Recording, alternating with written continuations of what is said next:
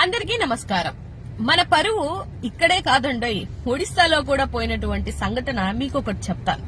అదేంటి అనంటే, హెరిటేజ్ కి సంబంధించినటువంటి పాలు పెరుగులో నాసి రకమైనటువంటి ప్రోడక్ట్లని యూటిలైజ్ చేస్తున్నారు. ఇది ఎంతో హానికరం పిల్లలకి గాని, లేకపోతే మహిళలకు గాని, లేకపోతే పెద్దవాళ్ళకి గాని అని ఒక మహిళ వీడియో చేసినటువంటి వీడియో వైరల్ అయిన తర్వాత అక్కడ సేఫ్టీ అధికారులు అంటే ఫుడ్ సేఫ్టీ అధికారులు తనిఖీలు చేసిన తర్వాత అక్కడ వాడుతున్నటువంటి పాలు పెరుగులో నాసిరకం ఉన్నాయి, డేట్లు మార్చి కూడా అయిపోయినా కూడా వాడుతున్నారు అన్న ఒక సంఘటన గుర్తించి అక్కడ ఎక్కడైతే షాపులు అమ్ముతున్నారో వాటన్నిటిని సీజ్ చేయడం జరిగింది.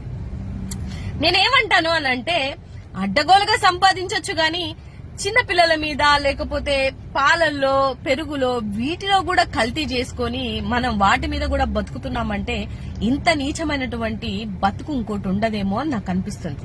నేను అనుకున్నాను, ఒకటే రోజు 530 కోట్ల దాకా ప్రాఫిట్ లో ఉన్నారు అని అంటే, అమ్మో అంత పెద్ద ప్రోడక్ట్స్ బయటికి వెళ్లే అమ్మాయి ఏమో అనుకున్నాను గాని, ఈ విధంగా నాసి రకమైనటువంటి ఉత్పత్తుల వల్ల మీరు ఇంత లాభాలు పొందుతున్నారన్న విషయం అక్కడ తనిఖీలు చేసినటువంటి ఆఫీసర్స్ కి, లేకపోతే ఆ వీడియో చేసినటువంటి మహిళను బట్టి జనాలందరికీ అర్థమవుతుంది. ఈ మాట నేను చెప్పలేదండి, సెంటర్ లో ఉన్నటువంటి మంత్రులు కూడా పార్లమెంట్ లో అరుస్తున్న పరిస్థితులు.